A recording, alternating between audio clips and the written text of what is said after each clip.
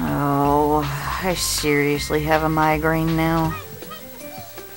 Going back to the main villains, I personally believe that the most unforgivable changes have been made to the characters of him and the Gangrene Gang.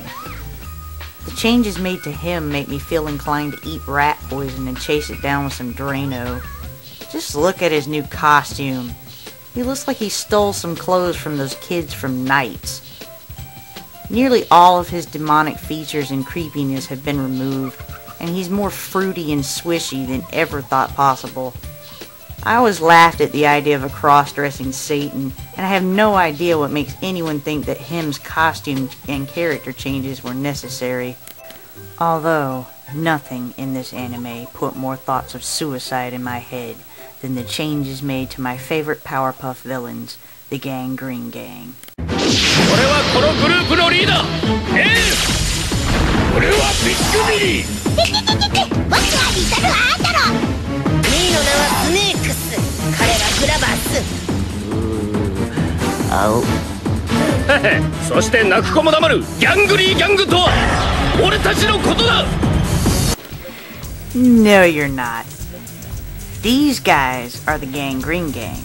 Tough lucks, sissies.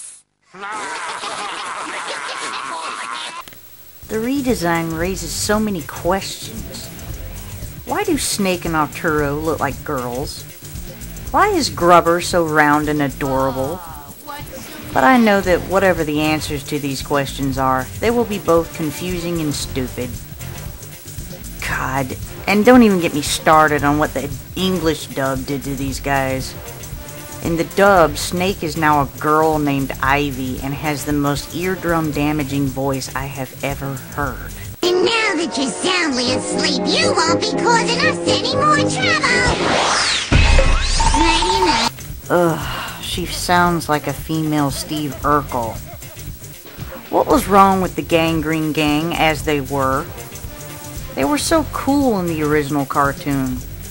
They were like Fat Albert and the Cosby Kids, as designed by Big Daddy Roth, creator of Rat Fink and father of rockabilly culture.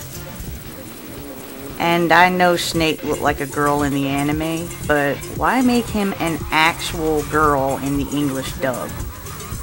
Once again, I ask questions that I really don't want answered. Before I forget, I must also mention the fact that the anime saw fit to give the Gangrene members powers of sorts for some reason.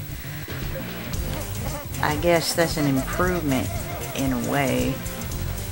Ace now has Razor Edge playing cards that he probably stole from the Joker. Big Billy is incredibly strong, but I guess that's nothing new since he always was. Little Arturo is really fast, but tires out really easily.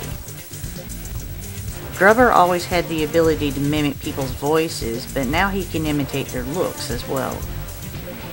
Sort of. And Snake can put people to sleep by giving them a massage. Do I even need to say anything? Hey, Ace, what power did I get? Besides the typical Powerpuff villains, the anime also introduced some new bad guys. And yeah, they're all about as lame as you can imagine. Most of the anime's original villains are inanimate objects that came to life. There's a black and white camera who got angry that someone threw him away, so he goes on a rampage and starts stealing the color from everyone. There's a group of giant plants that become angry over being called weeds and insist that everyone start calling them by their proper scientific names. There's a plate of spaghetti that simply feels underappreciated. Then there's a bowl of soup that tries to tell everyone the right way to eat certain foods. These villains sound like they should have their own public service announcements. As much as I dislike this show, I actually find it to be kind of entertaining. And when I say entertaining, I mean it's about as fun to watch as the average train wreck. The best way for me to explain it is to say that I don't watch this show in the mindset of a Powerpuff Girls fan, nor do I watch it as an anime fan.